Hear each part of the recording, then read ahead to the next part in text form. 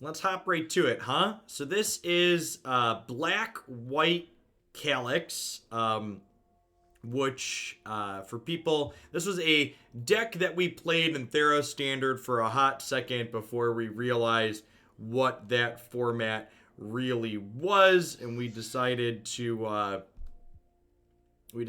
do more powerful things, so to speak. It's basically a black-white enchantments deck with a small green splash for Calix Destiny's Hand. This card's actually super reasonable. Like, its down tick's removal and its up tick is card advantage on a 4-mana Planeswalker. Both of these things are kind of conditional, so you have to build your deck around it to maximize it, but I think that's fine. Since then, we've gained Indatha Triome. We're also playing this in Historic, so we've got extra enchantments like Cast Out, Baffling End, Sigil of the Empty Throne as a win condition, Phyrexian Arena as card advantage, History Value, so a good bit different than when we played this configuration in Standard. Double looking at the mana base here that I have 14 green, that's probably right. So basically a black-white deck with 14 green sources here off dual and tri-lands to play Calix. Let's go ahead and dive on into some games here with this and see how it goes. I think this deck's probably going to have a hard time with goblins. But other than that, I think we have pretty good tools to compete with most things.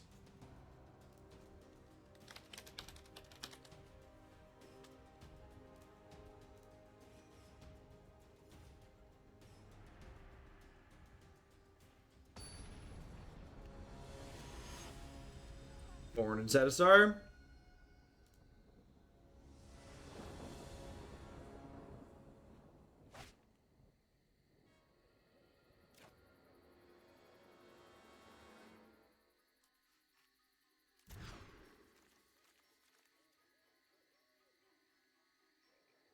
That's fine. Kind of have to gamble here a little bit on what I'm keeping, because again, we're playing an interactive mid-range deck, and we're in the dark game 1 here. I think I bottom Conquer's Death, and if they end up playing a control deck, I end up being really sad, so hopefully they're playing a deck where these have text.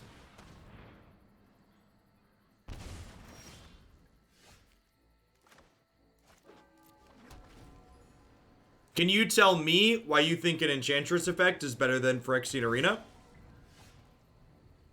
What about an Enchantress effect, and specifically which one do you think is better than Phyrexian Arena, and why?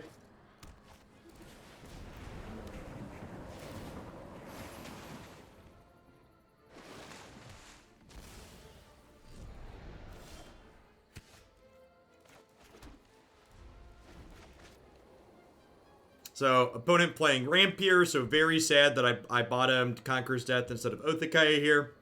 Oathakaya likely won't have text this game.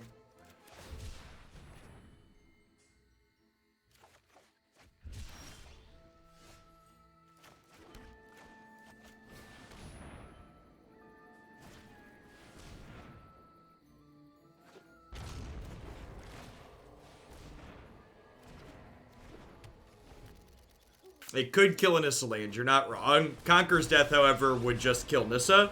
So, like, the card's going to do something, but, like, obviously, like, imagine I have Conqueror's Death here instead of this. And again, I really, ladder magic and tournament magic are just so incredibly different, right? I actually had a tweet about this last night. I talked about how, aggressive deck win rates on MTG Melee are always going to be lower than they are on the ladder, whereas mid-range interactive decks like what we're playing are going to have better win rates than what they have on the ladder. Because, for example, this is a good example, right? Like, if this is an open deck list thing, and I know what my opponent is playing, I get to keep Conqueror's Death, right? As opposed to this. I guess I got Thoughtseize here, so it ended up not mattering, but Zer, thank you for the 23 months. I appreciate that. Welcome back.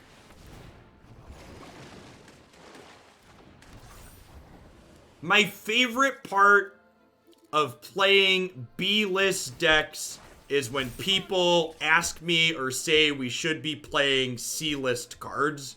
Do you know why archetypes likely stay bad? is because people are a slave to their theme and play more crappy cards in their deck that's already underpowered. So rather than putting a bunch of bad cards in my deck that's already going to struggle to be competitive, I'd rather just play more good cards.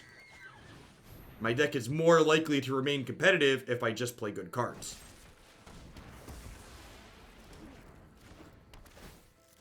Rather than playing individually weak cards like, say, Starfield Mystic. Do not test me.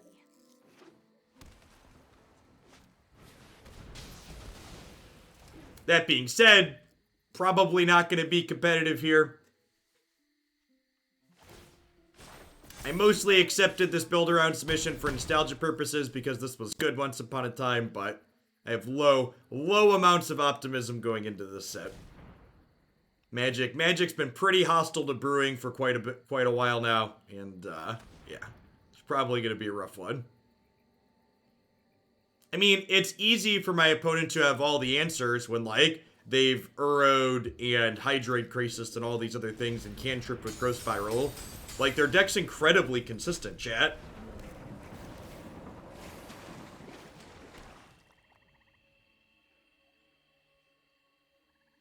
Yeah, I agree. This archetype was really sweet in early Theros Standard. I liked it a lot.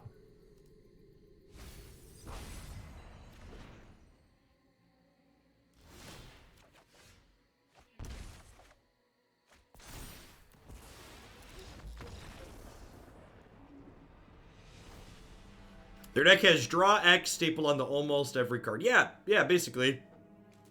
Their deck is literally just a bunch of cantrips for the most part. I think I'm supposed to board in Rest in Peace against their deck. History and Oath, neither of those seem particularly exciting.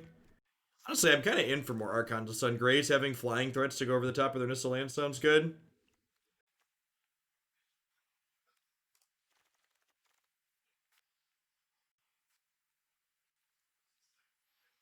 Maybe I just keep some Othakaya for Calix to be able to tuck things under. Bring an Eldest Reborn. I guess boarding in Reborn when I'm boarding in Rest in Peace isn't super exciting.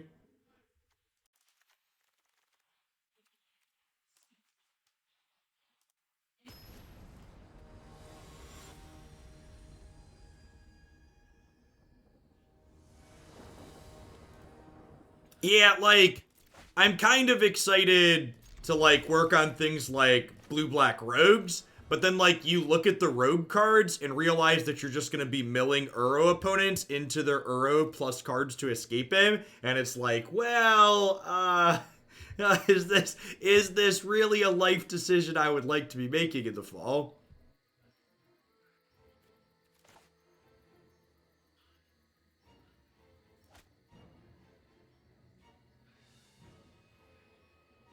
I think replacing regular lands with modal lands is correct in a variety of decks. For example, aggressive decks are probably very happy to just replace lands with modal lands. As is often the case, the truth of the matter probably lies somewhere in the middle. Zam, thank you for the third of a year support. I appreciate that. Welcome back. It will probably be the case that you want to cut a mix of lands and spells for these things that are both.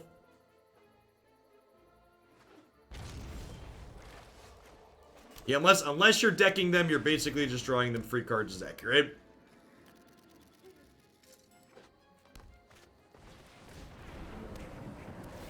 Hey, look, chat. I spent a card to downgrade their Uro to Growth Spiral.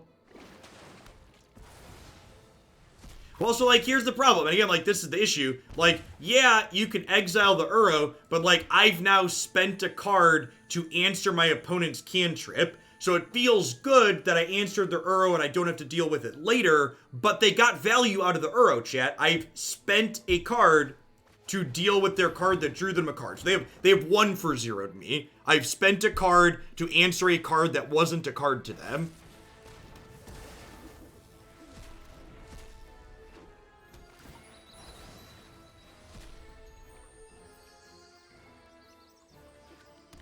Oh gosh, I hadn't even thought of that. That only applies to Historic, because Narset's rotating, but that's kind of gross.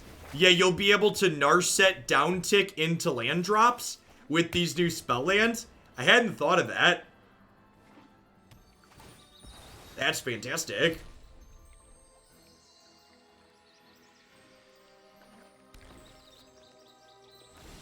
Yeah, Uro has a lot of the same problems that 3-mana Teferi did, right? It wasn't that you couldn't answer 3-mana Teferi. There were plenty of ways to take 3-mana Teferi off the table. The problem was spending resources to answer 3-mana Teferi after it bounced your card and drew a card meant you were still behind. So they had this must-answer threat that even when you answered it, you were still behind because of the game actions you had to take to get there.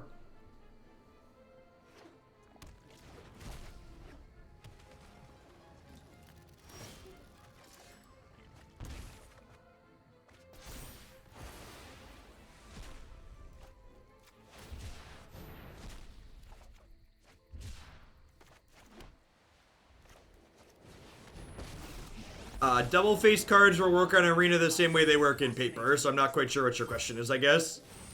Look skyward and receive the gifts of the gods. Even that's not a real thing, Ribson. Looking for Sigil of the Empty Throne here, basically. Stars will light our way.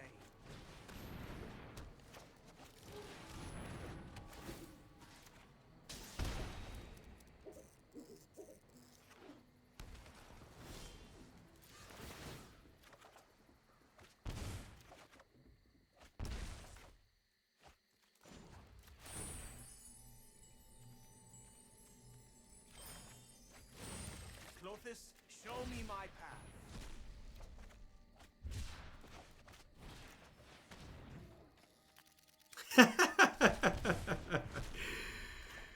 Fair. Fair. I'm actually not going to play this out because I don't want to have to shuffle my deck after I've bottomed a bunch of cards. Hey, thanks for the Prime support, Kevin. I appreciate the 14 months. Welcome back. Thanks for keeping me around. So we're getting 7 looks a turn at one of our two big win conditions. Hey, there's a win con. The patterned future appears before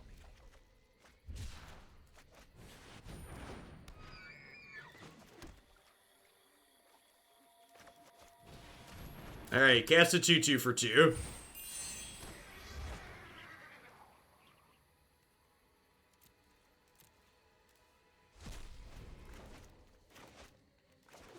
Poker face, poker face, my.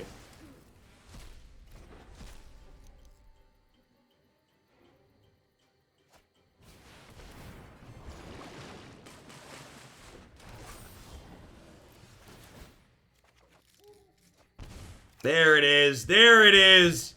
The throne is empty no longer, chat. The throne is empty no longer. Will light our way.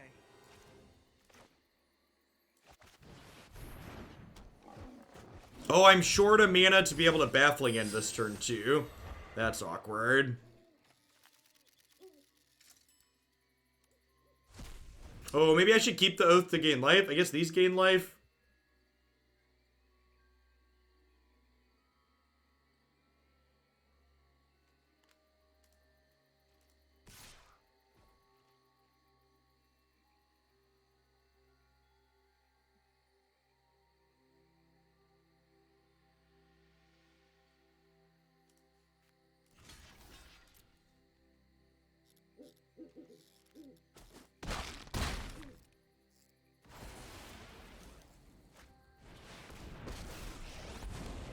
Yay! Woo!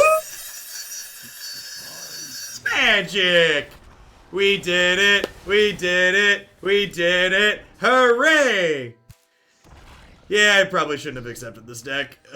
Ryan the Mime, thanks for the 12 buds. I appreciate it. Welcome back. Thanks for keeping me around.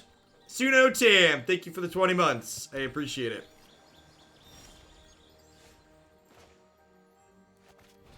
Nailed it, chat. Nailed it.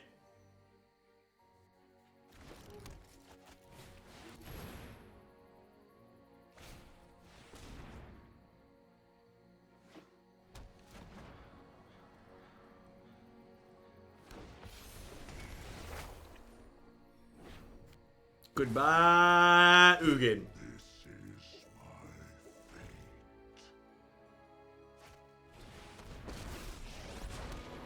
Power surges through these lands.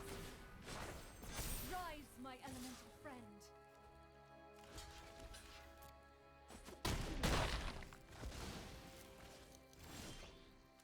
See, chat, everything's fine. We're gonna win.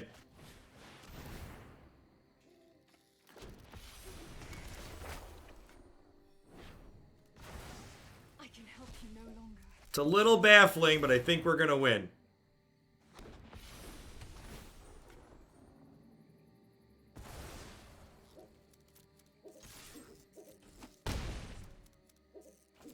We did draw 3 cards a turn for like 6 turns. That's true. Oh no. Oh no. They drew another Hydroid Crisis. And this Hydroid Crisis is going to draw them another Ugin, chat. We could have played another Baffling End to present lethal. Well, they're at 19, so that's not true. Good try, though.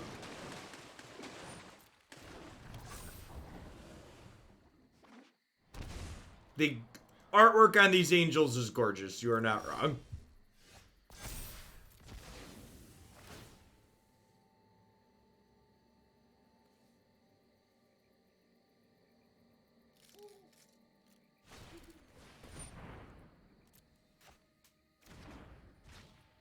Oh, you know, I should have cycled this at end of turn, probably. Whatever. Nailed the Thoughtseize. Take their Ugin.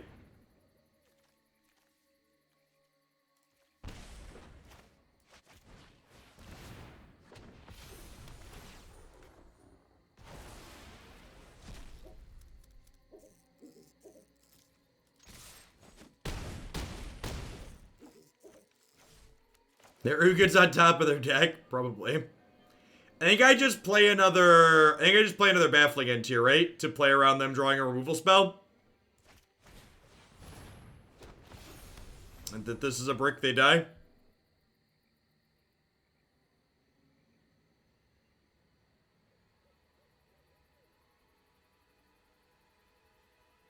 Survey says... Through this land, we are all connected. The land fights for us.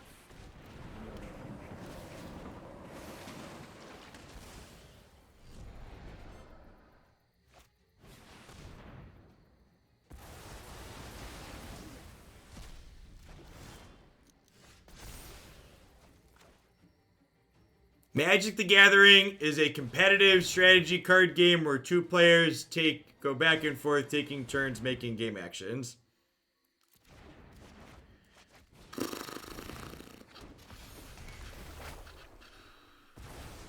Fight on without me.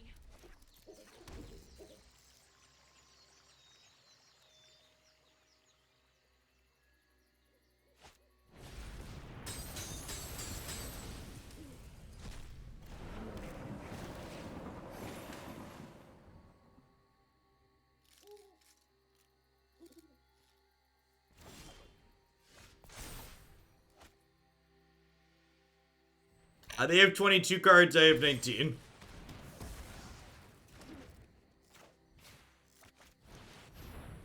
I will not let the threads of fate unravel any further.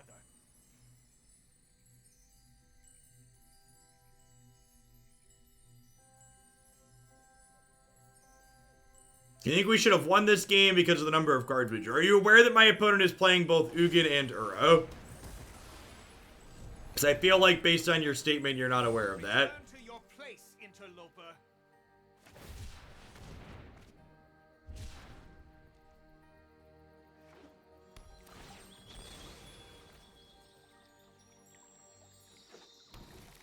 No, of course there's no way to get rid of that Llama-copter.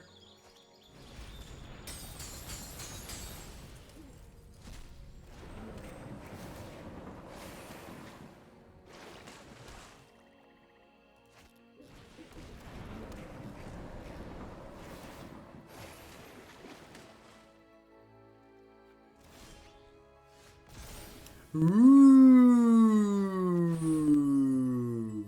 Ooh. I am blessed.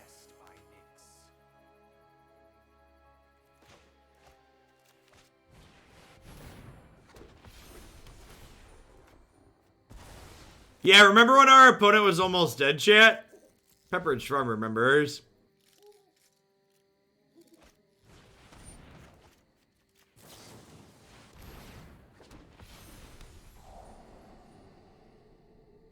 So, here's the thing, Drathmere. A lot of players confuse games being interactive with games having meaningful decisions, and those two things aren't the same. There is a lot of interaction in Magic that's incredibly scripted, and games that are very interactive but can have a very low level of player agency. And when a lot of players say they wish games were more interactive, what they actually mean and what they actually want is more player agency inside the game of itself. For people that aren't familiar with what that term means, player agency is having a variety of decisions and having the different decisions you make impact the outcome of the game. A good example of a card that doesn't have a lot of player agency or removes player agency from the game is Ugin.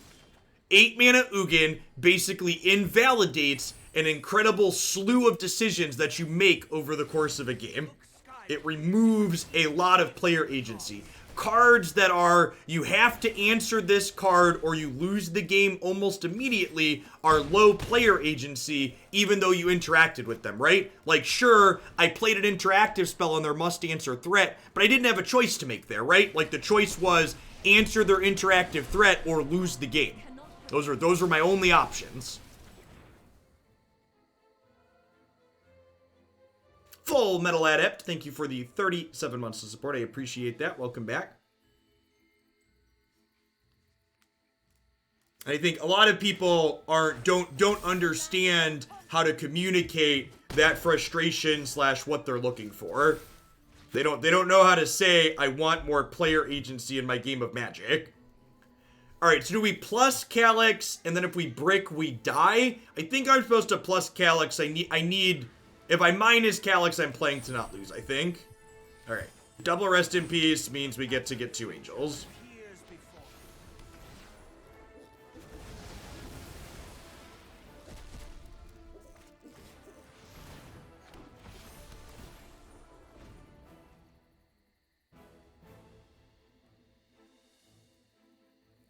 Well, so Goblins minus Muxus is actually a really neat aggressive deck that does tend to have a lot of neat choices in it. It's just, on top of having interesting sprawling choices, it also just randomly kills you. Old Bayray, thanks for the 20 months. I appreciate that. Welcome back. Thanks for keeping me around. That was an incredible draw.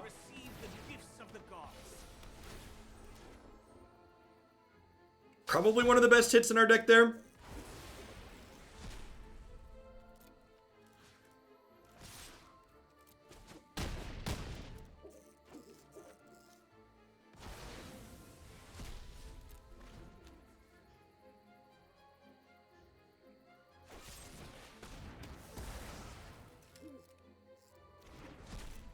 Man, the client is struggling. What are deck counts at? They have 10 cards, I have 11 cards.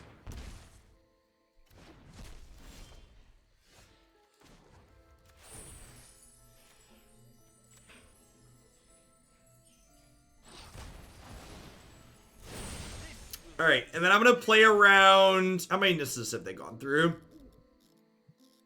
1, 2, 3. There's still an Nis in their deck. I'm only gonna attack with 1 here because they're still dead on board next turn. I don't want to die to Nis off the top.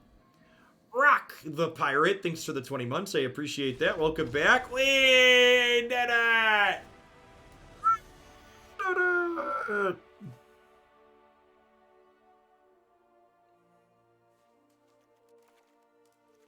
Oh, the guy was actually okay there. I think I want Vraska as another win condition. I think I need Vraska as a win condition. We're definitely light on win cons there.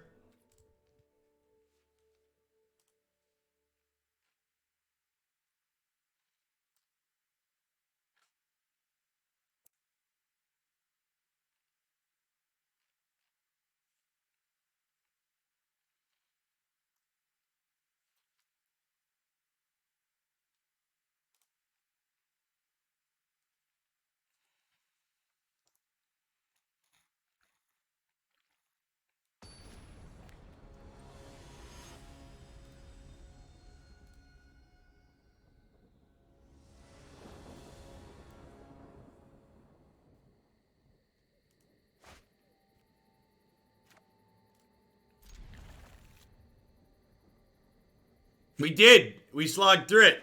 Slow and steady. Slow and steady. Maybe I'm not supposed to shock on one here because I'm going to be playing Phyrexian Arena. 7 Thanks for the 20 months. I appreciate that. Welcome back. Why would Ceremonious Rejection be hot and historic? Can you explain? There aren't really decks that play a lot of colorless cards. You're basically better off, much better off, playing Disdainful Stroke against this deck that our current opponent's playing. I'm going to take their Thoughtseize. The thing about taking their Thoughtseize means now they just like get to get a non-swamp for free and Growth Spiral next turn, but I think that's still correct. I don't want them to be able to Thoughtseize my Phyrexian Arena. Card advantage from this is a big part of why we're able to slog through that second game.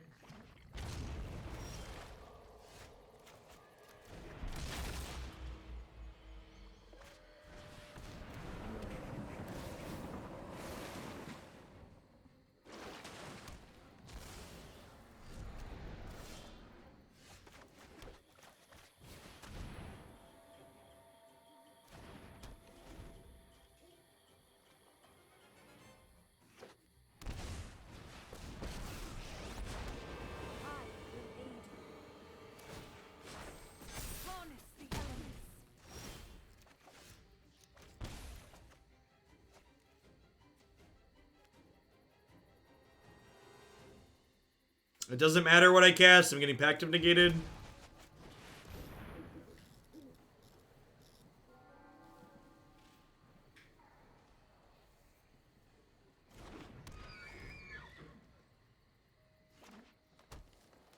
Nah, I just forgot to check them.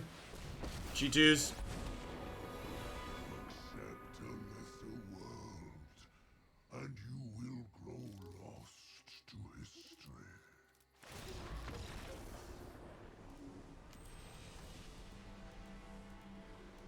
Like, I've been pretty vocal about this before. Our deck would be super capable of beating Field of the Dead. We're basically never in a million years capable of beating Ugin.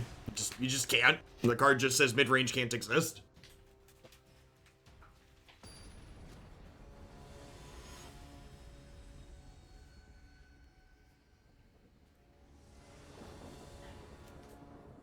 Thanks for the 3/4 of a year, Gaffer. I appreciate that. Yeah, a lot of...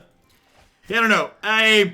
So part of the reason why I'm pulling the subs, I'm interested to see how people feel about Standard or Historic once Standard rotates. I don't know. Since the Field of the Dead ban, I've been pretty medium on Historic overall.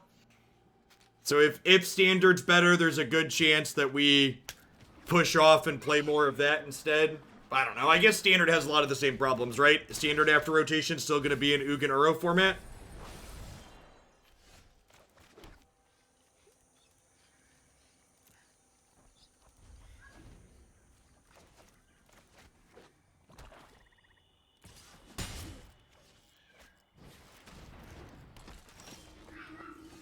Okay, not a white source, but at least not a Mistland drop.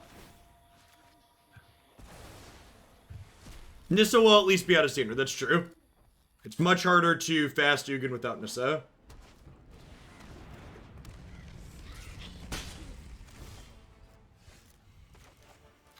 Sugar, we're going down.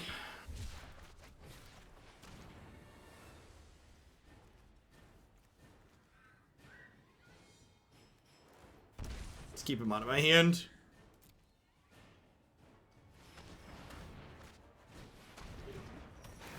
There's a good chance that we get, depending on how this goes, we're gonna get God Pharaohs gifted this turn, right?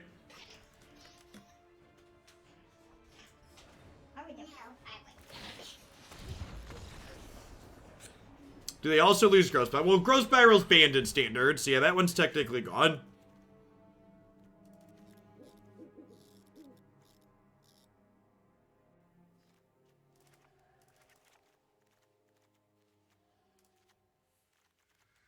I don't really know that Thoughtseize is actually that good here.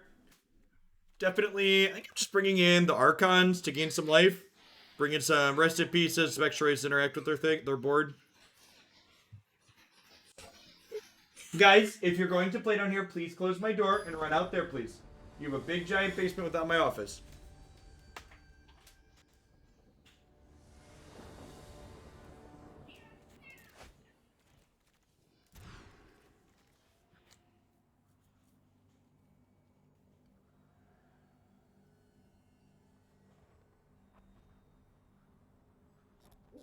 No, of course Croakies didn't get invited to the Invitational. Why would they want to invite the largest creator on their platform to their premiere event that they're streaming on the platform?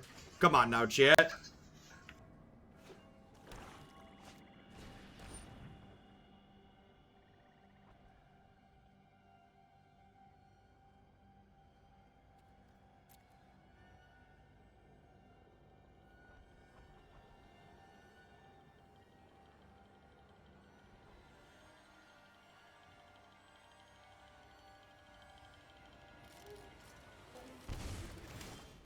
No, so, and again, this is an instance of don't attribute malice to that which incompetence adequately explains it. Croaky's not blacklisted, they just, like, it literally just did not occur to them to invite the largest creator on their platform to the event that they're hosting. Like, it's again, like, when you assume, like, there's these big elaborate conspiracies or, like, they're intentionally doing these things that are really, really bad ideas, it's like, it's not that, like, they just don't get it, chat. The people making the decisions just don't get it.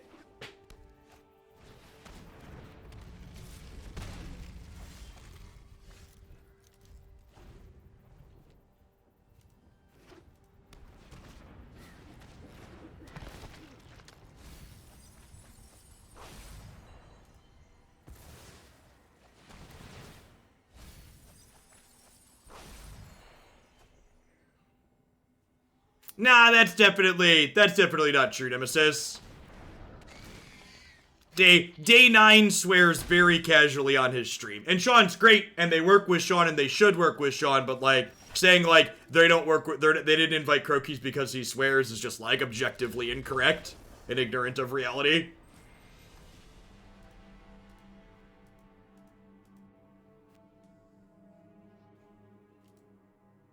Again, they're generally speaking, the people at Wizards aren't making decisions, aren't malicious, they're just, like, not good at their jobs. They're out of touch, yeah. Like, I'll be interested to see if they pay money to get their invitational stream embedded. And that's the part that doesn't really click, right? Like, they literally spend money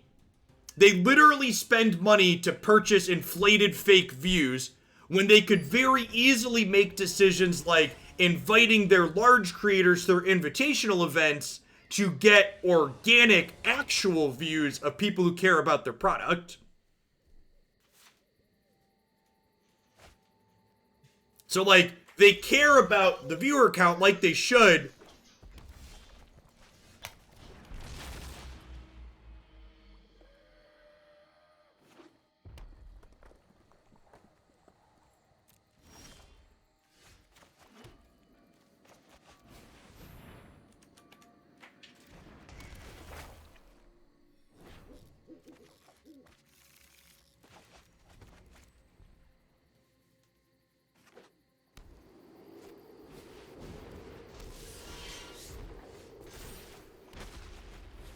Alright, Mono Red.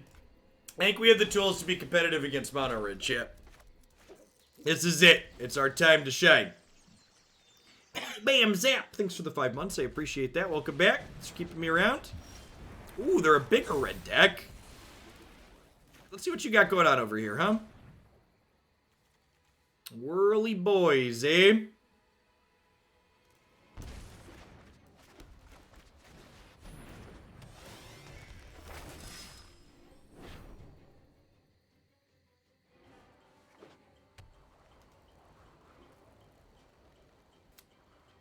Hey, Jaeger, thank you for the 12 months of support. Let's get your sword to go with that shield. Thanks for keeping me around. Enoma, thank you for the half a year. Welcome back.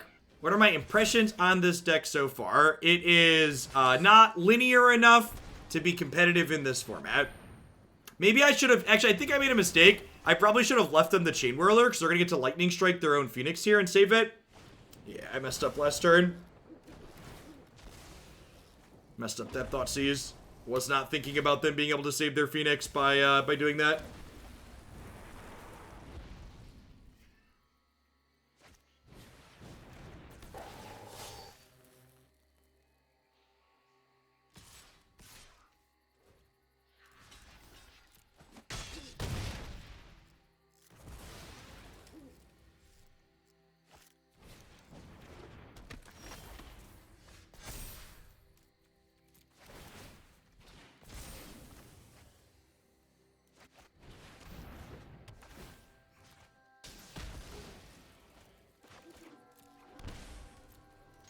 think I'm cycling the Triome this turn. Really need to find an answer to the Phoenix.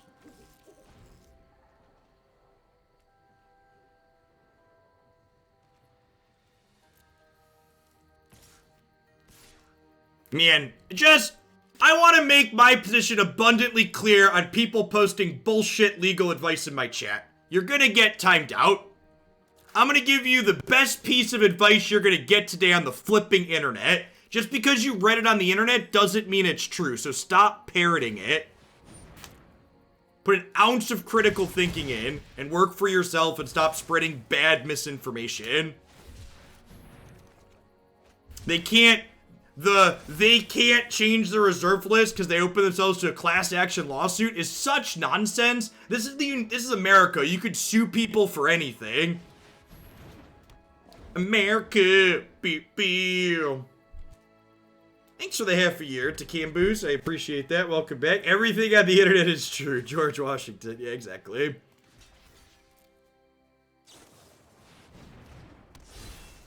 Yeah, if I would have Thoughtseized their Lightning Strike, we might have won this game. I don't know. There's a chance Embercleave killed us regardless.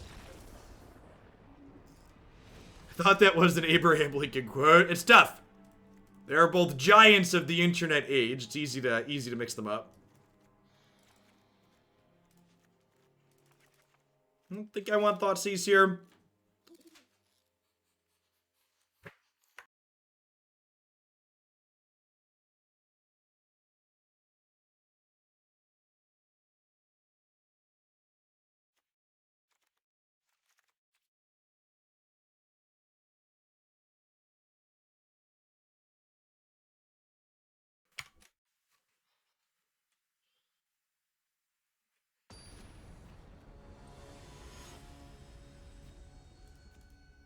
It's the same, they can't cancel the reserve list because of legal things is the same type of nonsense BS that people parroted at me for years about how they can't offer real prizes for Moto tournaments because of gambling laws, but then all of a sudden in the digital age, now we have all of these arena tournaments that pay out cash, right? Like, the laws haven't changed. It's just like those people were always wrong and just parroting what people that wanted to defend Wizards wanted to parrot.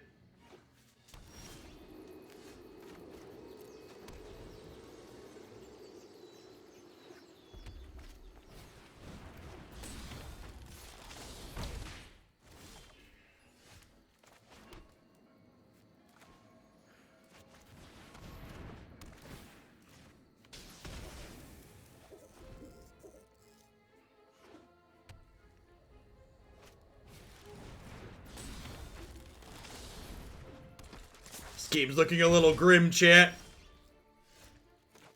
Pretty sure we're just exiling both their things here.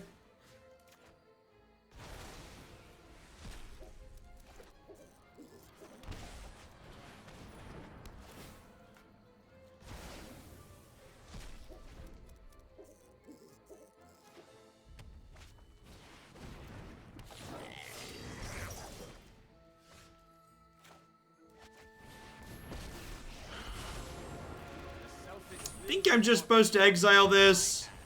They have another Chain Whirler. I end up pretty sad though. Green Prinny, thanks for the 3rd of year. I appreciate that. Welcome back. I'm gonna tell Magic players the dirty little secret about the reserve list, chat. Do you want to hear the dirty little secret about the reserve list? Do you know why Wizards doesn't want to keep the reserve list and doesn't want to reprint those cards? Because they don't want you to play Legacy and Vintage. It's the same reason Scalding Tarn costs the amount of money Scalding Tarn costs, a card that's not on the reserve list. Wizards of the Coast doesn't want you playing non-rotating formats. They don't want those cards to be accessible. They want you playing Standard because Standard creates repeat customers. Wizards of the Coast has the ability to print any card in their game to the point where it costs the same as Stormcrow to buy. And the reason why they don't do that is because it's more profitable for their game to be expensive. What's up, dude? Jacob, you need to go upstairs. I'm not going to tell you again. If you don't go upstairs, you're not going to get to watch any more shows today. You need to be a good listener, please. I know. It's tough sometimes being 6. I love you, but you need to go upstairs and be a good listener, please. Okay, you can steal some water, and then you need to go upstairs.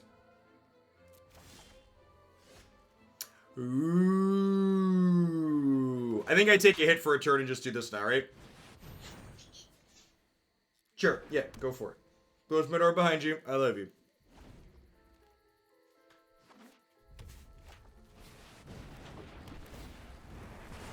Tokyo Whirlwind, thank you for the 10 months. I appreciate that. Welcome back.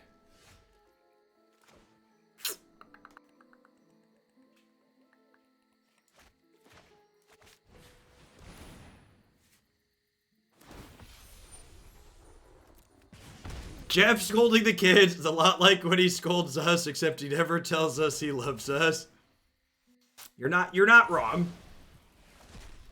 It's funny, whenever Christy sees me playing video games with the kids, she's always like, you're so patient with them. And I'm like, yeah, I basically play video games with 6-year-olds all day for my job.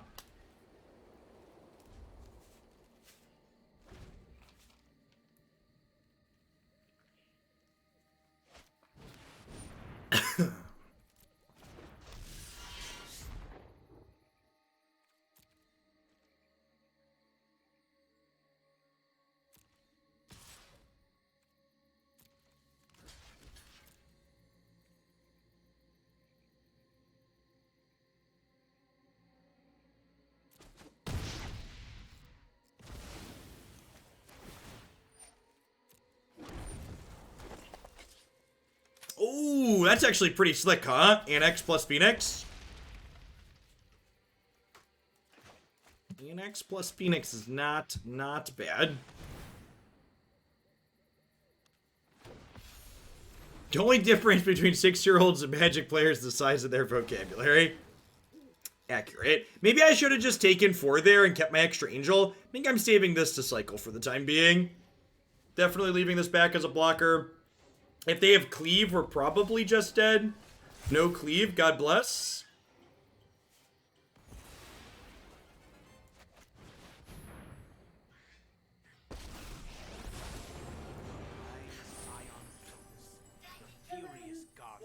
No longer dead to cleave. Cannot escape the bonds of fate. Pete, thank you for the 11 months. Welcome back. Hope you're staying safe out there wherever you're at. Boo. This will not be how my story ends. Poor Calix. You got him. He's dead. The good news is every enchantment we draw is a baller draw because it makes an angel.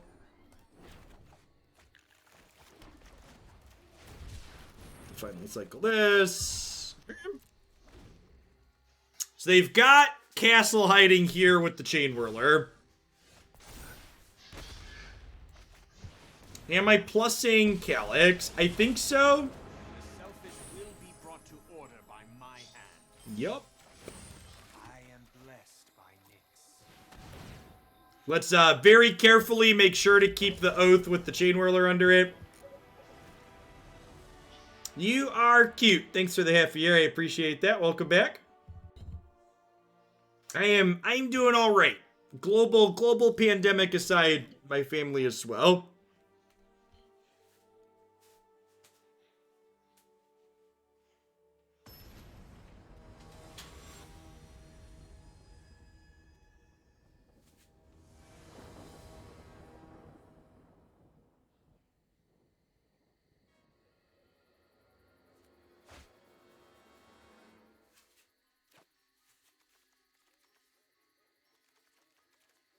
Sure. Yeah, that seems pretty good. Got a 2, 3, 4, 5 curve here.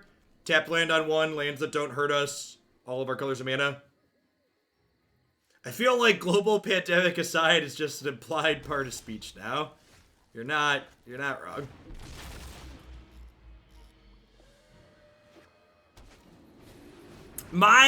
The county that I live in is currently one of the worst performing counties in the United States, I'm told. In large part due to the students coming back to school here. I believe the ISU COVID statistics alone had their positivity rate north of 25% at one point last week. It's down to a cool 17-ish%, with the county as a whole having a 10-ish% positivity rate on the rolling average.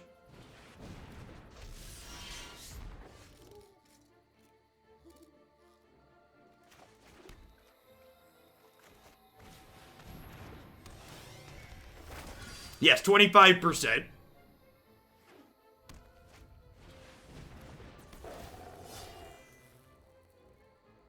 Board up the doors and windows. I have not been inside a building that was not my home or a doctor's office or hospital since March.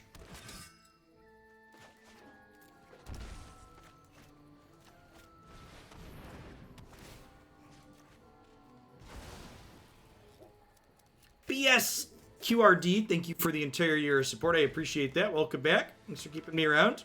Who does grocery shopping? Most grocery stores in my town do curbside pickup.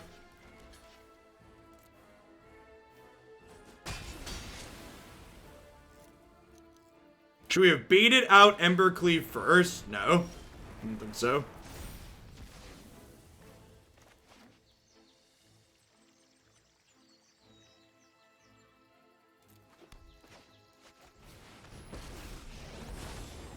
Attack with the vigilance there, I forgot. For the damage to destiny.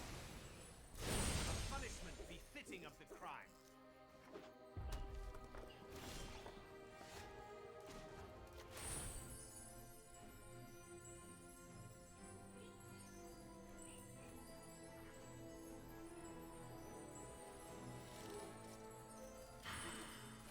I think we just hang tight for now. I think I need to hold up cast out should they hit the land to escape this.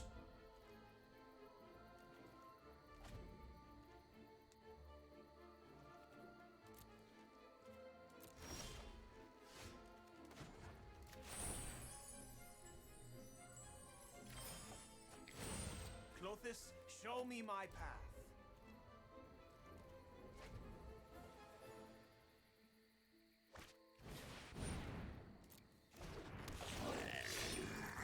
Think of the damage. Really want to draw a land here, huh? Untapped land that doesn't hurt us. It's a painful land.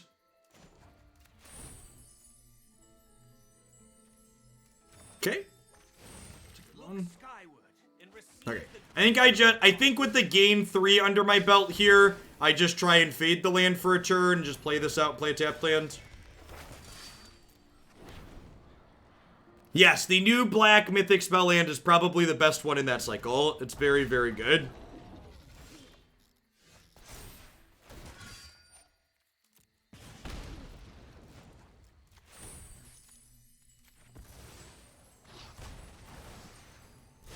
See, chat? I told you we could beat mono red.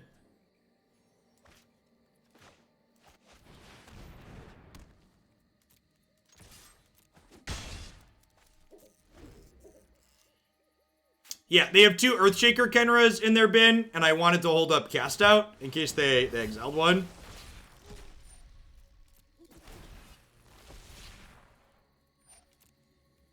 See, now I can jump block at least.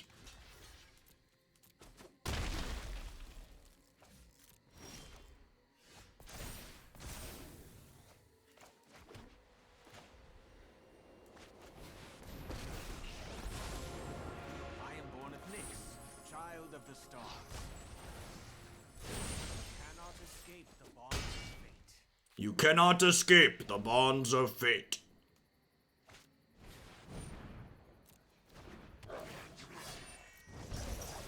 Was I fated to fail?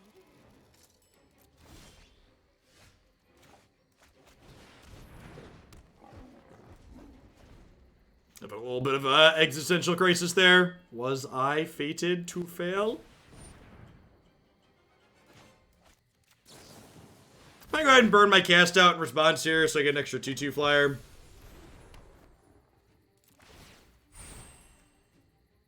Loses lifelink, unfortunately, because this is going away, but...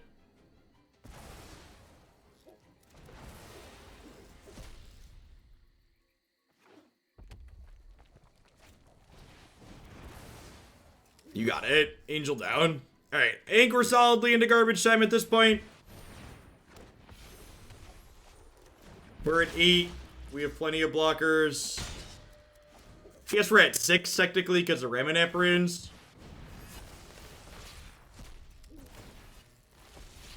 So I'll make the Angel not block. We'll double block with these two.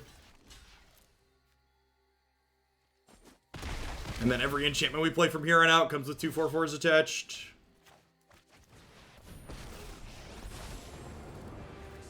Much existence beyond Theros to explore. The patterned future appears before me. Like lightning, healing shoe, make 2 4/4s.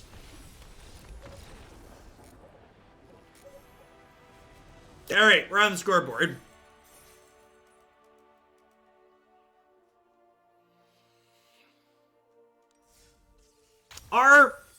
Our deck's a good example, or that match is kind of a good example of why having an honest aggro deck be the best deck in a format tends to be good for brewing, because it's much easier to build brews to attack an honest aggro deck than it is to build brews to attack Uro and Sultai Mush and goblins. Like, what those decks are doing is so specific, and they generate so much incidental value. Oh, if you missed the Sultai match, I'd encourage you to watch that if you're thinking you might want to build this. I definitely don't. I think our deck can be built to have a good mono-red matchup. Hopefully this is green stompy. I think we probably have an okay green stompy matchup because of the type of interaction we're playing. Nope, it's a ramp deck. Okay, so I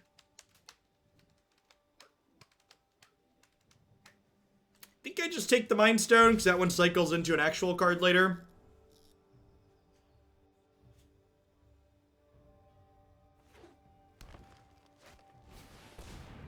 No, they're just mono green. They play a Cascading Cataracts to activate Golos and to have an indestructible land to be able to Nissa.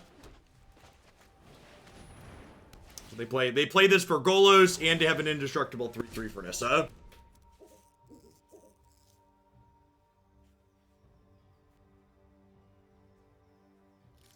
So I killed the elf there, so that way if they draw a 5-drop this turn, they can't cast it. So it gives us an opportunity to Thoughtseize like a Nissa or something like that if they peel it.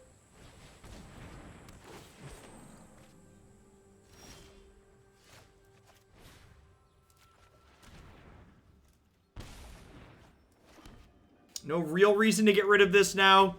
And I can save this for post-Archon to make another 2/2.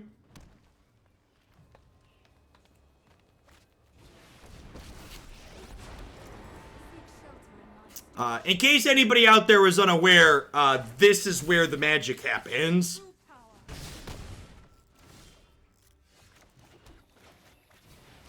Every time. Every single time.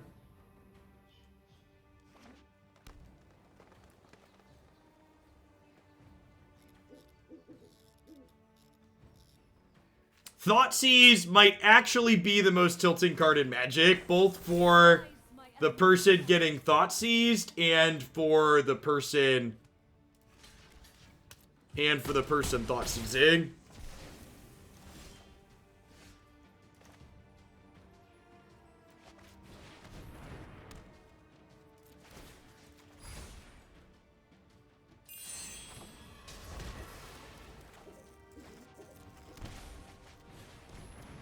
Oh, you know what? I should do this backwards, right? The other way, I should put the forest under the Baffling End.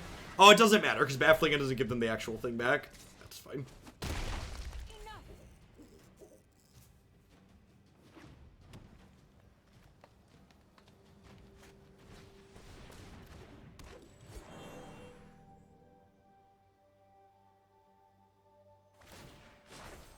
The land shall conquer you.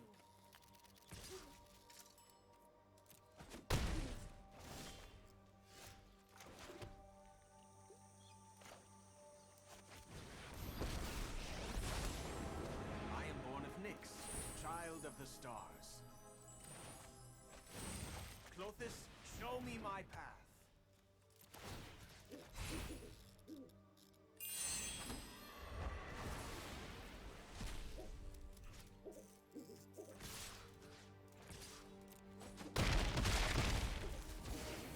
Forgive me.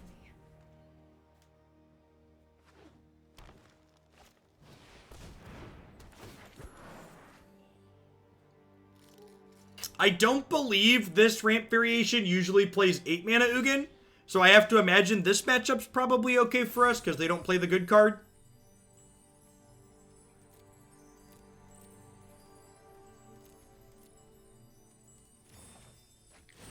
The patterned future appears before me.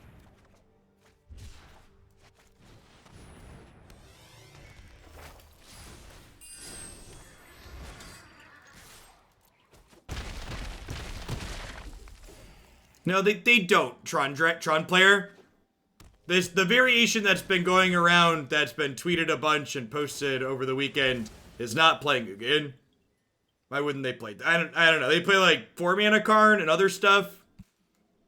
I don't know why they don't play it, but the list that I've seen that's been popularized does not.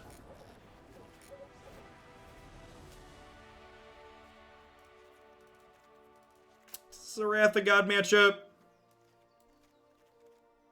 Honestly, I think I'm going to cut Thoughtseize. I'm just going to like keep more cards that play to the board.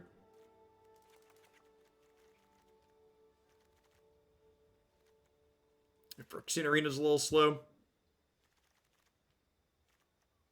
History of Benalia actually probably isn't very good. I'll keep Thoughtseize in over that. The bodies on these aren't super relevant.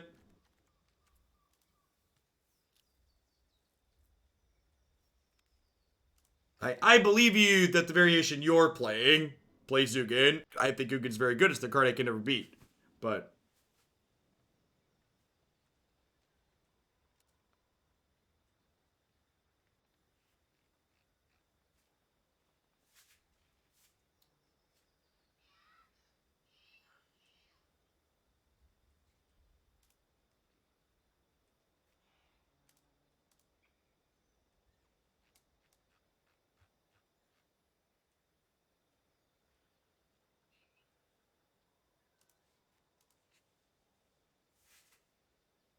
yeah, you frequently cut Thoughtseize. Thoughtseize usually comes out in mid-range. In Thoughtseize mirror matches, Thoughtseize tends to be bad, especially if you're a mid-range deck.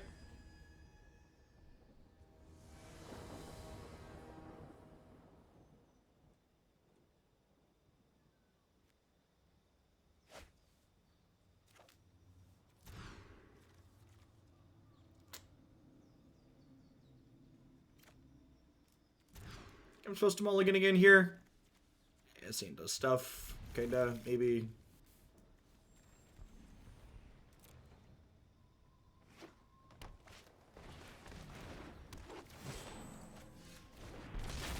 Maybe I'm supposed to bottom the cast out and just keep the third guaranteed land. Could see that.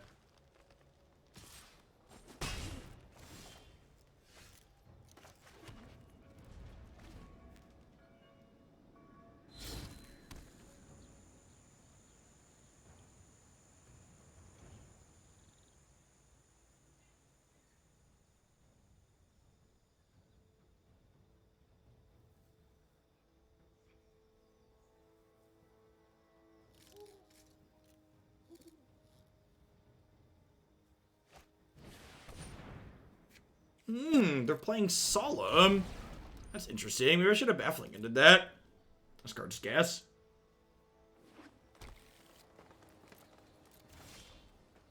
This card's standard legal. Oh, sad robot.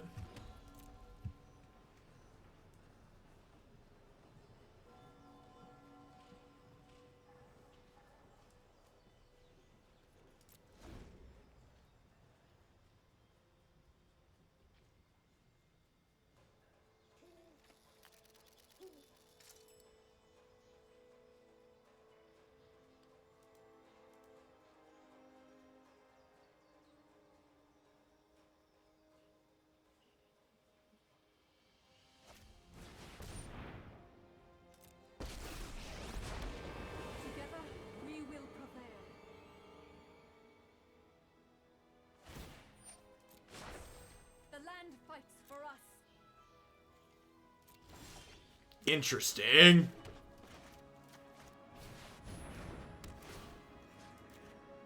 So, it's a decision. Comfort in a land.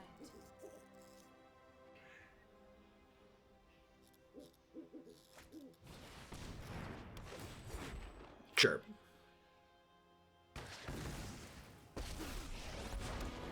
Witness the ties that bind us all. Rise, my elemental friend. Contrary to popular belief, every time someone makes a good play while they're playing against a streamer, it does not mean they're ghosting chat. You will not threaten this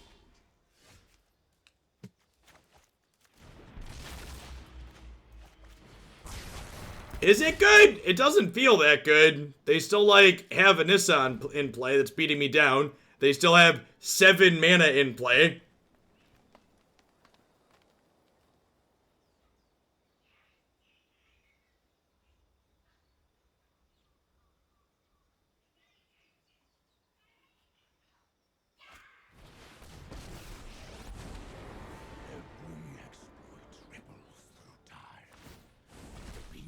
I don't think we're catching back up from here.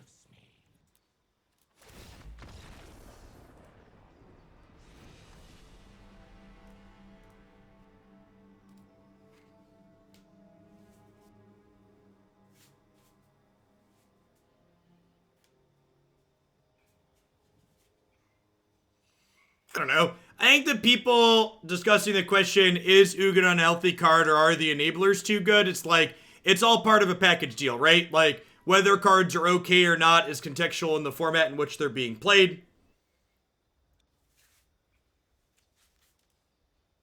So, like, is Ugin the problem, or is the 40 different cards that you get Ugin into play very, very quickly the problem? Is a card that costs 8 mana that resets the board entirely that can be played in anything healthy? I don't know, probably not.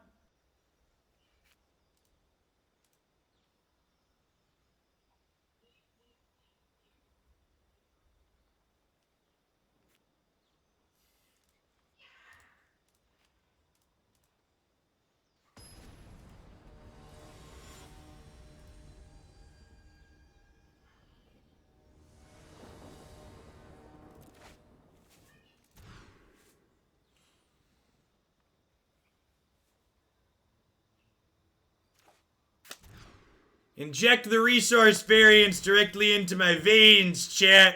It's so stimulating and exciting.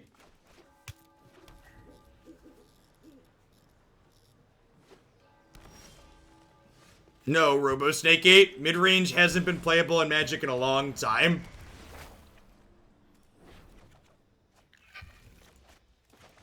I guess that's not strictly true. The red-black Pyromancer deck is basically a mid-range deck in Historic. It's fairly aggressively slanted, but it's mid-range-y. If you were determined to play mid-range in this format, that is the card you want to play.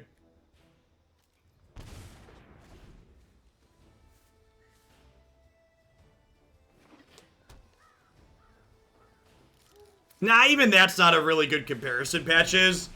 That card doesn't have anywhere near the impact Ugin does. The SCG tournament this weekend was calling Sultai Ramp a mid-range deck. Is that incorrect? Yeah, we actually talked about this yesterday. I greatly disagree with that classification. I think the deck with Growth Spiral, Uro, Nissa, Hydroid Crisis is definitely a ramp deck.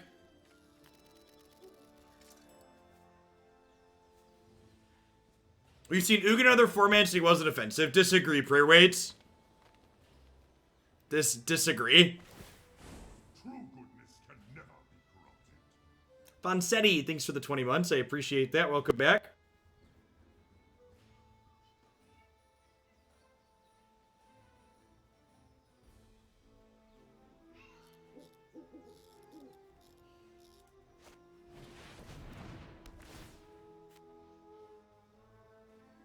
You see him at all when he was first released into Standard? Yeah, people were spinning Marvel into him, and he was very good. Or was he a reprint at that point? He was legal the first time Marvel was legal, right? Am I misremembering, or is Prey Waits wrong? I am a scion of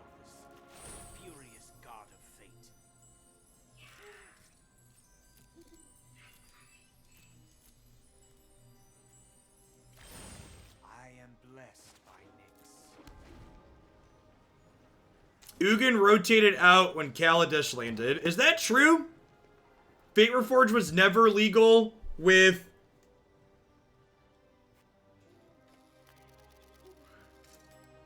Yeah, Ugin was definitely legal with Marvel, right?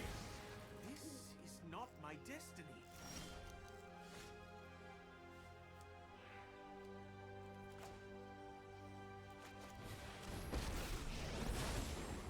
I am born of Nyx, child of the stars.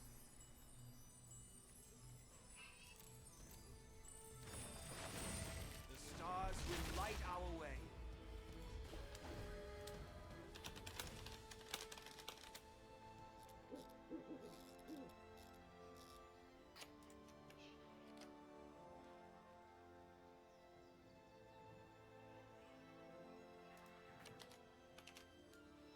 I don't remember at this point. I don't. Genuinely don't.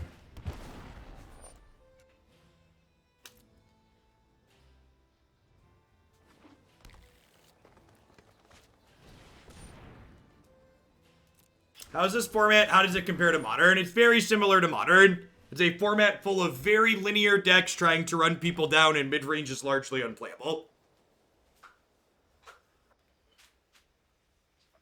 The few things that people kind of classify as mid-range are actually ramp decks.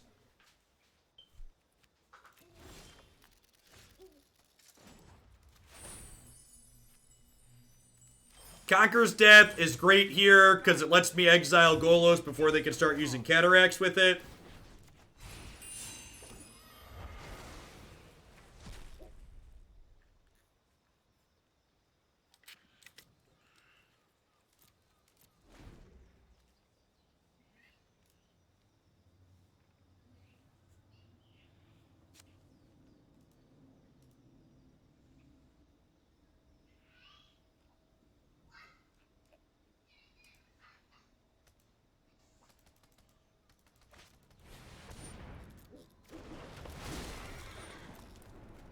Tiny optimization point, we could have played Birth first. Now I'm going to play Birth next turn and make 2/2/2s with it. So I intentionally did not play Birth last turn because I want to get an extra 2/2 with it.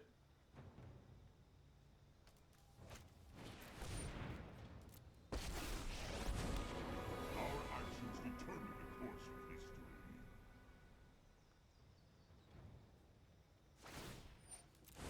My grief fuels my mission.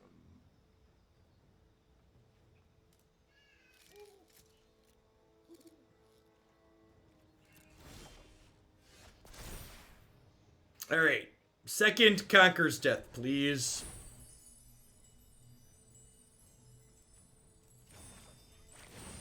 I am blessed by Nyx. Nailed it.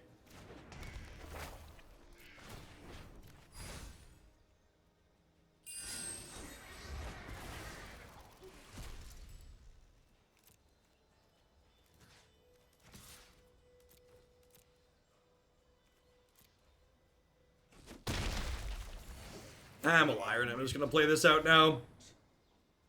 With this going, we're probably never gonna have a chance to do both.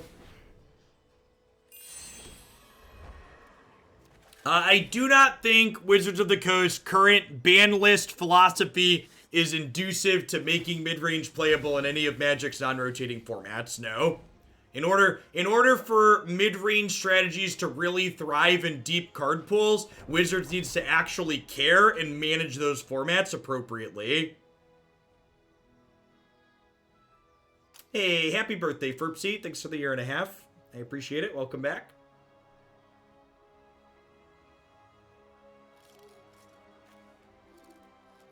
As card pools get larger, if they are left completely unmanaged, more and more combos are printed into those formats, and it's only natural that the formats become more combo focused. The only way for interactive fair decks to beat the overbearing combo decks is for there to be an imbalance in the other direction, like you see in Legacy, where the format is super narrow because of how busted the interaction is and how good the cantrips are surrounding it.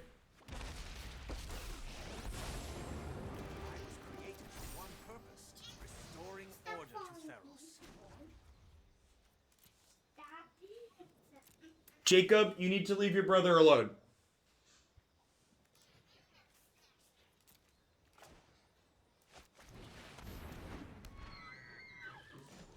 I think I'm actually gonna do this. By the will of Clothis, my work is complete.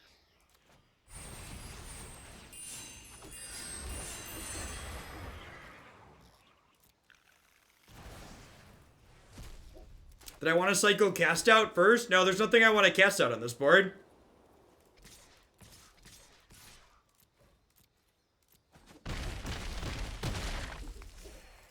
See, our matchup against Ramp is okay if they don't Ugin us, chat. So shout-outs to this opponent for not putting that busted card in the Ramp deck.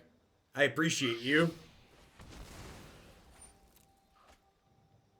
It's just like the type of card advantage that our deck is generating isn't playable when they just have an 8-mana reset the board and validate all your stuff, right?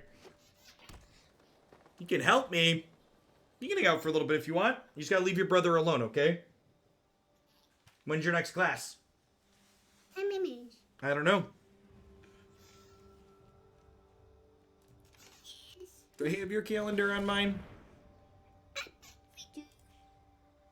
I don't have your calendar on here. I'm gonna have to have your mom share them with me, I think. Okay, I know what he doing.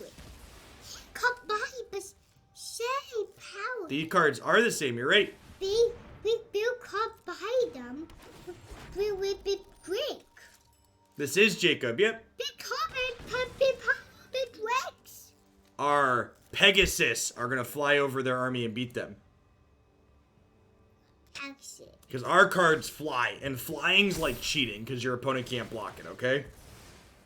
Don't do that, okay? Don't do that. Don't do that, but I want to win. Okay, bye. Every you do it, and you win. They exploded, we won. Okay, bye. You're so lucky. You're so lucky. Lucky kid. I'm lucky is. Mom, I'm lucky. Chicken never. Alright, let's give it one more. See if we can get one more person not trying to Ugin us. No. We gotta dodge Ugin, Jacob. Ugin's the big scary spirit dragon. He beats us.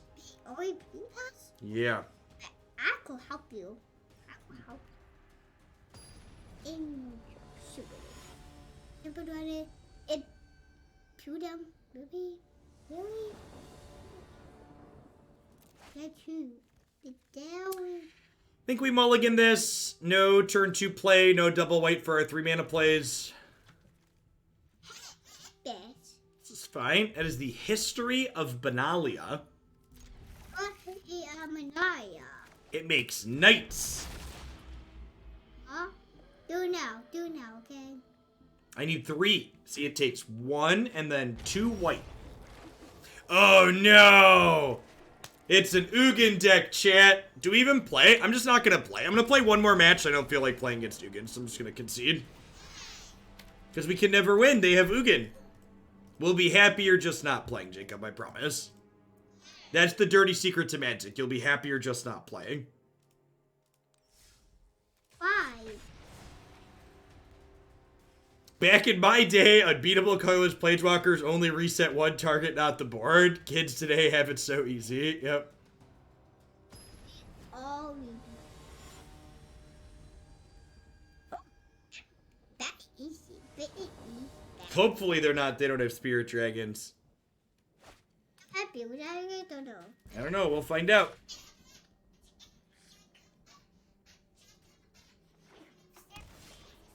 Your class is starting, bud. I love you. Start, but he still has to come up here. Okay. Thanks for getting him.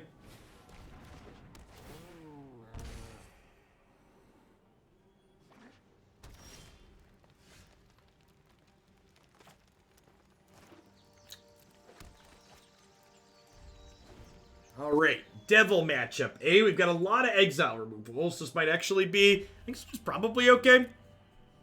We'll see. Could maybe get run out by some good collected companies, perhaps.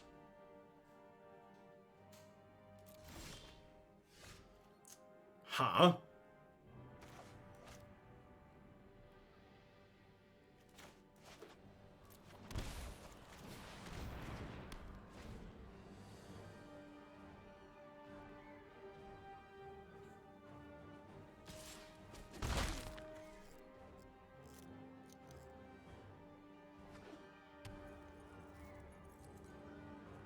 Our opponent is not in love with the cocoa.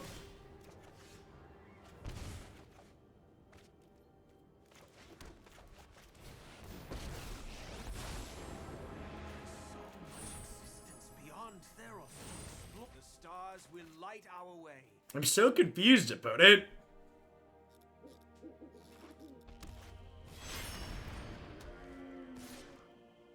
This cannot be your destiny.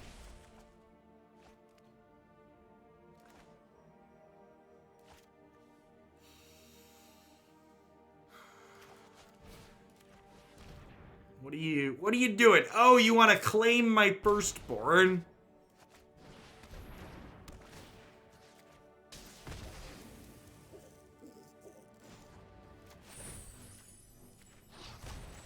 Turn Othakai into Banishing Light here. Of the crime.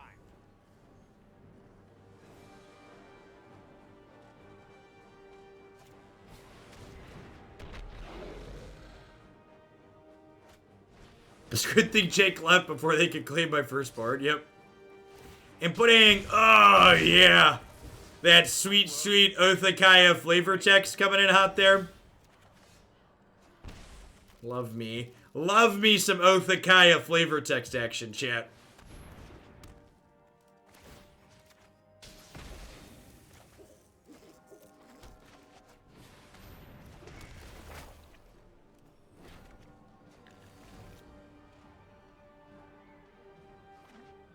Had my opponent whiff on Coco for the first time this morning.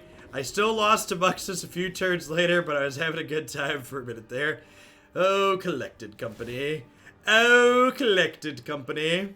To me, my company.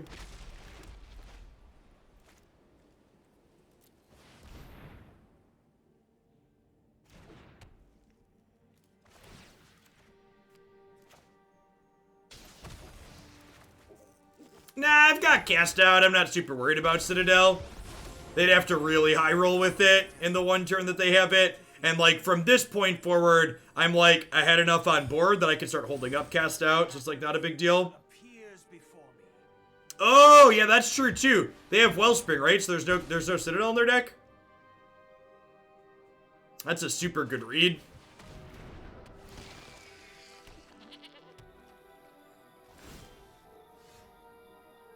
It's garbage time. You don't have to go home, but you can't play here. Do do do do do do do do.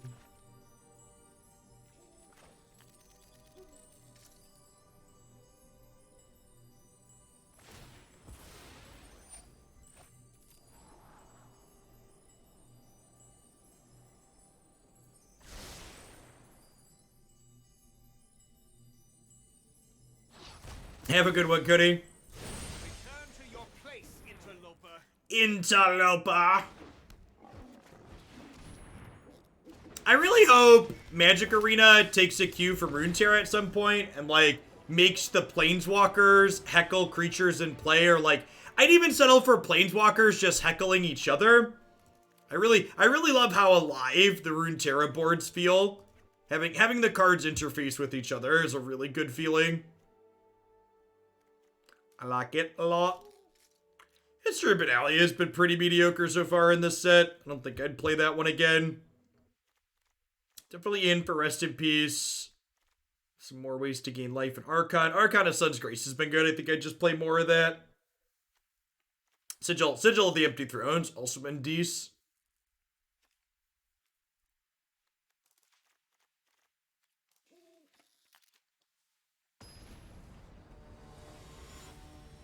So in Oregon, there are currently wildfires being powered by a historic windstorm. Yep. It's about par for the course, right? J-Bag, thanks for the 14 months. Welcome back. Rip.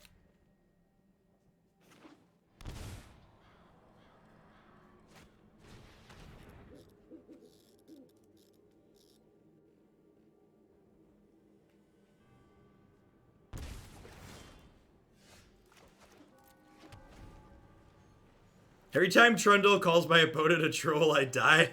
Yep. Beep, beep, beep.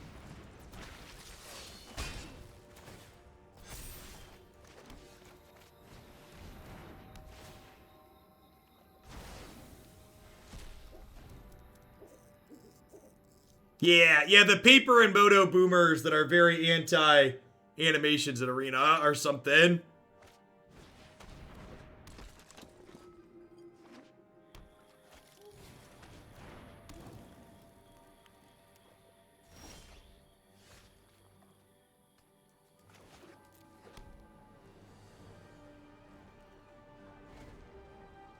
I heard the fires in California were started by a gender reveal party.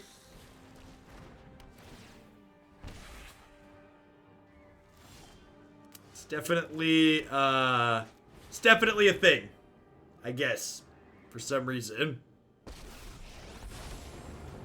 Will not let the threads of fate unravel any further. Look skyward and receive the gifts of the gods.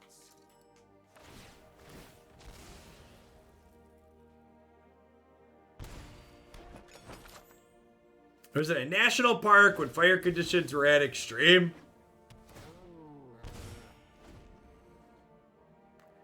Yep. Are we dead?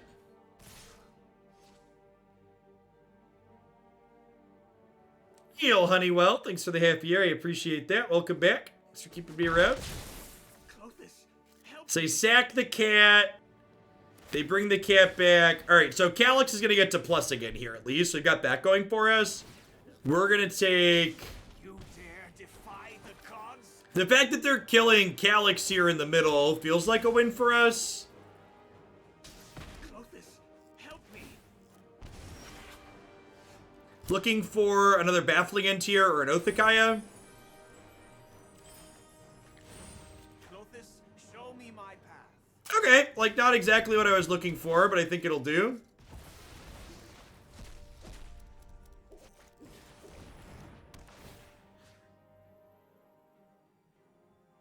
Huh? I think I take Priest here rather than Mayhem Devil because Conquer's Death can exile Mayhem Devil, but it can't exile Priest. Rest in Peace does turn off Blood Artist, that is correct. Things do not die, they are just exiled. It does not turn off Mayhem Devil's trigger, though.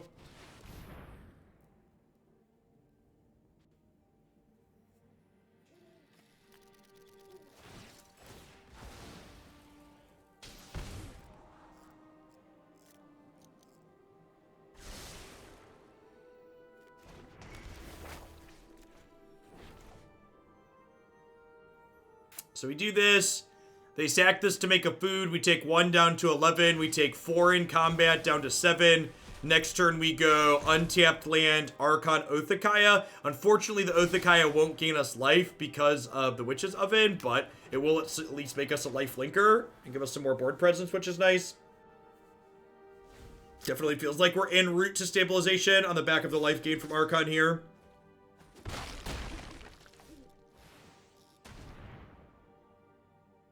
Should we consider hitting their face to gain life? It's an interesting question. I don't think so. I'm pretty sure I just want to take Ghost Rider out of play. Like, if they can't kill Archon here... If I can't kill Archon here, I gain life that way.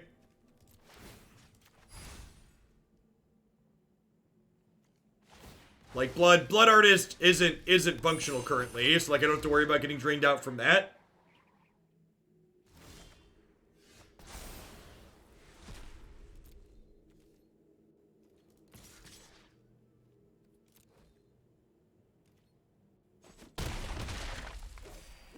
Alright, so they're going to cast Collected Company, but I'm getting another 2/2 here at least. What are their best hits here? Like Mayhem Devil plus Priest?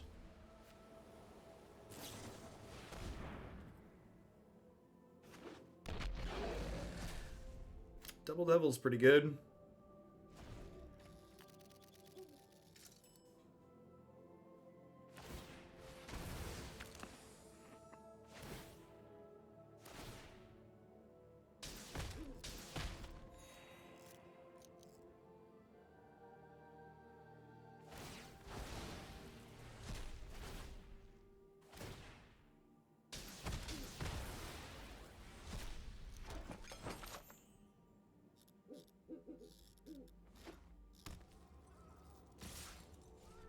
What's our best draw at this point? Probably Wrath of God.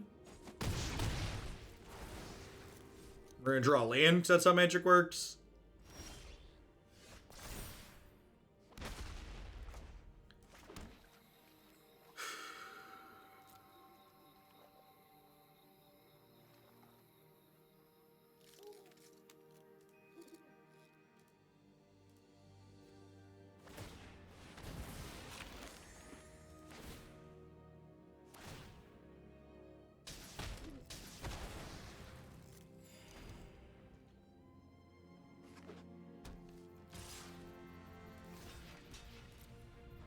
Am I dead? Can sack this, put me to 3, sack the food, put me to 1.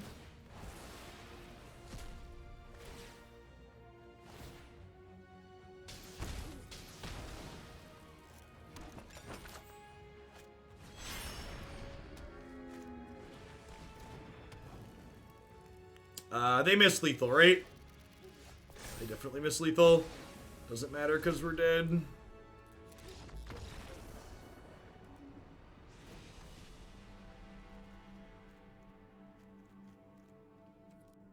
Another oven in hands they could have sent to our dome and then used the oven to sack some more things.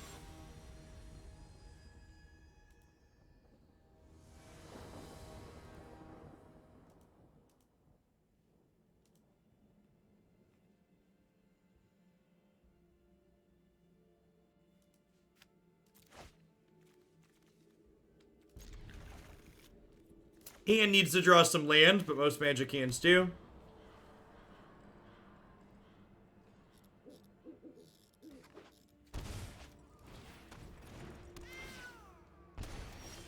Why are we checking the band's command? Did they announce something today, Enya? Don't tell me they announced something today.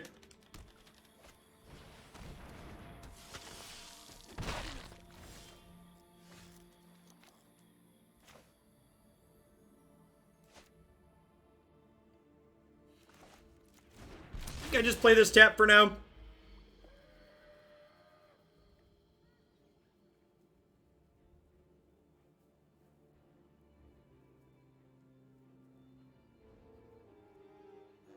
Potentially save the Oathakaya for after I get Archon of Sun's Greystone.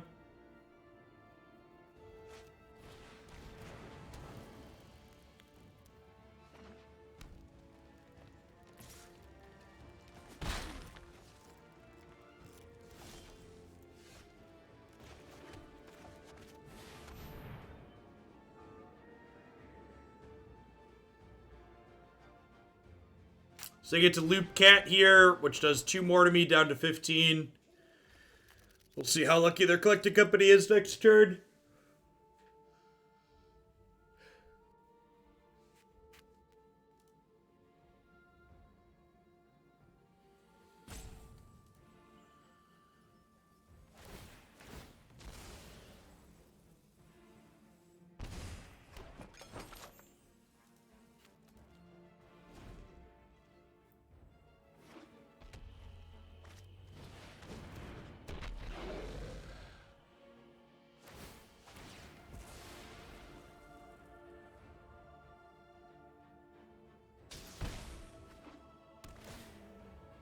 Yeah, it's Tuesday, but it's the Tuesday after, it's the Tuesday after a long weekend.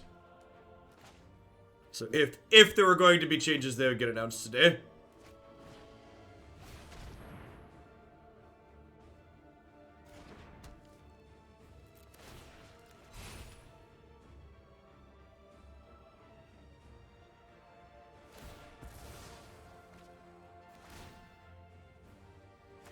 It's really just quite funny to me that they banned this interaction because it's so mechanically slow in Standard, but then, like, they left it legal in Historic, and then, like, have a major Historic event coming up. Like, I feel like if you're okay with it being in Historic, you should probably be okay with it being in Standard, right? Ideally, they should just, like, fix their client so it's not, like, doesn't take forever to actually execute the loop, but it feels so strange to me to have this banned in one format, but not the other on Arena. Because, like, when they banned it, it felt like they were banning it for mechanical reasons, but then they only got rid of half of it. That sounds like Watson consistency. You're not wrong. Yeah, when they banned it in Standard, the reason why they cited for banning it was related to the fact that it's mechanically slow to execute. Alright, so decision I have to make here is, do I want to try and get Sigil of the Empty Throne going, or do I want to continue interacting with my opponent's board?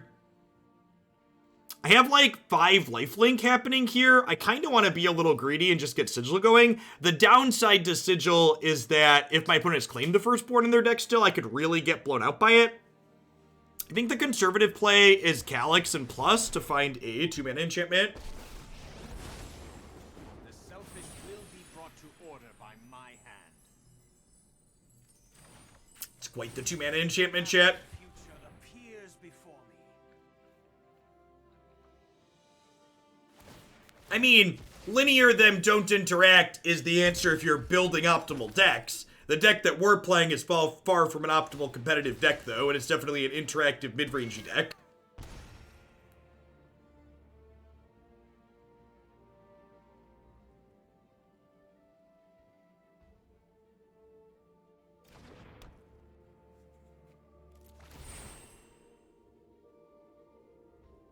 Now I'm gonna ship with the Archon. I think I just want to gain 5 here before they kill this.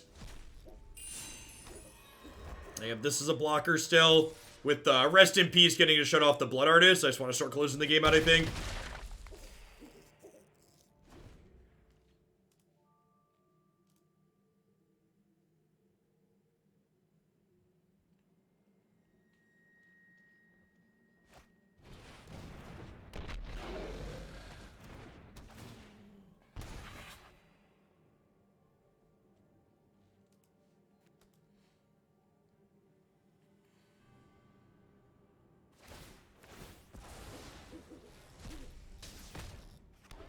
This is exactly why we attacked with Archon last turn.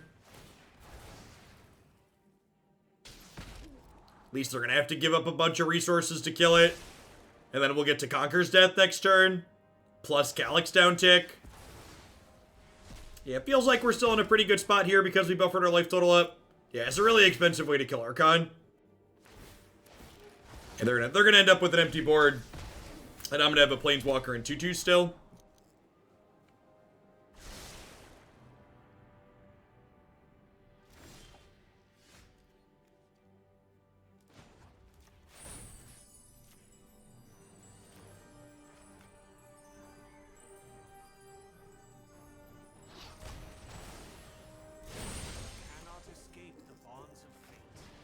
Maybe I'm supposed to prioritize Conqueror's Death here, because Baffling End can kill their 2-drops, but I kind of like getting Phyrexian Arena down.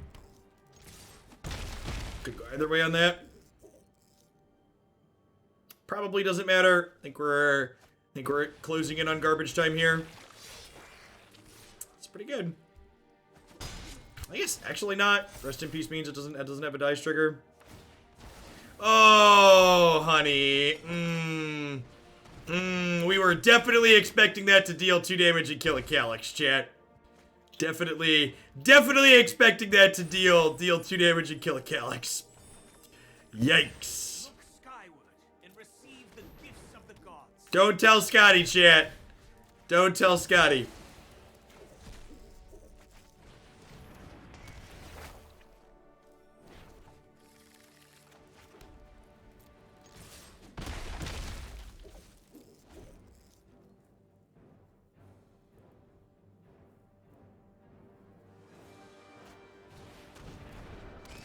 Hey, what's going on, Celiform?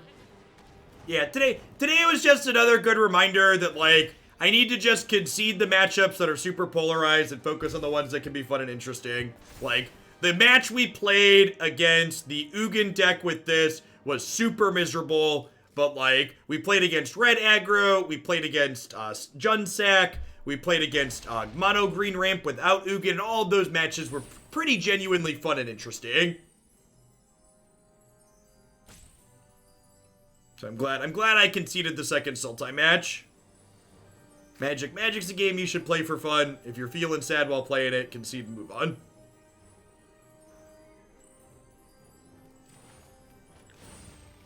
Yeah, I agree. I think Planeswalker Calix is an incredibly sweet design. Love it as a card.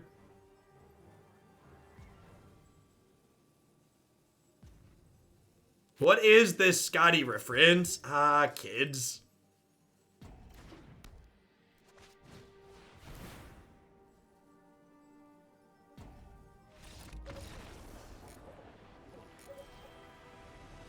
What do you mean Ugin is good against a critical mass of colored permanents? Yep. Yep. Matt Damon's best roll. Thanks for the 2 months there, Hulk. Alright, wrap-ups on this. If you want to play something sweet and don't mind conceding to Ugin. History of Benalia was poop. I would cut it. Archons of Sun's Grace was stellar. I would play all 4 of them in the main deck. I think I'd move the other Birth into the main deck here as well. What would I do with the last slot? Honestly, I was going to say 25th land, but I have 3 Birth, and we have... Yeah, I probably don't need 25 land with these Birth and the cantrips here, huh? Maybe it's just another Phyrexian Arena. There's 4 cast outs here. Not that you could tell, because Magic Arena is Magic Arena, but there's a 4 there. Which, speaking of... Are we really gonna have an invitational this weekend and have this client on stream without fixing the fact that you can't read the numbers on half the artworks on the cards? Like, is that real? That's like actually gonna happen, right? Like, we're gonna have an invitational this weekend and you just aren't gonna be able to read the numbers on cards and players' deck lists on screen for the most part? Like, God, it's such a bad joke. It's such a, like, the fact that, like, that hasn't been a priority to fix before their major event. Maybe they're gonna surprise us and sneak in an update tomorrow or Thursday before the event, but, like, good golly. All right, thoughts on Final Hammer. So I think I'd make the main deck like this. I'd play all of the Archons. I do think that Sigil of the Empty Throne was kind of win more in a lot of situations. That being said, if I were to cut this, literally the only win condition in our deck would be Archon of Sun's Grace. I also like that Sigil is a card that kills our opponent that we can find with Calix. So I think that's a good reason to keep it as well. I think I want some Grafdigger's Cages in the sideboard. We didn't play against Goblins, but I think there's a good chance we just can't beat it. I think Cage, we don't have like really much play against Muxus. I think Cage would help with that. Maybe if I'm really worried about Goblins, I want some Witch's Vengeance in the sideboard is probably not unreasonable.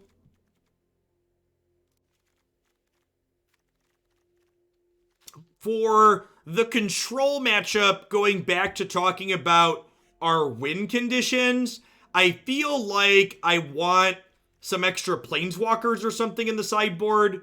Like, I have this, like, one of cheeky Vraska Relic Seeker.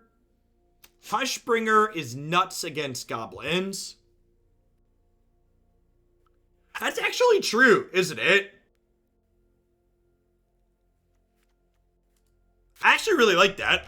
I don't think we need more graveyard hate with 3 Rest in Peace. Yeah, I actually love that idea. It's like fine to bring in some other places too. Yeah, I like that. And I just throw, what's another planeswalker that wins the game we can put in the sideboard?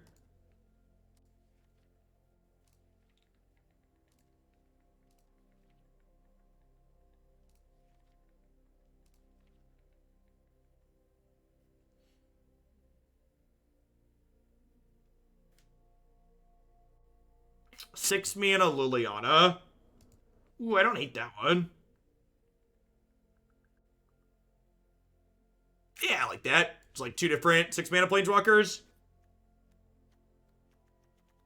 I'm into it. Yeah, I think I like that. I think this is about where I'd end. History of Benalia was pretty underwhelming. Archons of Sungrace overperformed. Definitely want to get all of those into the main. Hushbringer, creatures entering the battlefield or dying don't cause triggers. Now, Archons of Sungrace is triggered by enchantments, and we don't have any enchantment creatures, so Hushbringer does not stop Archon from triggering.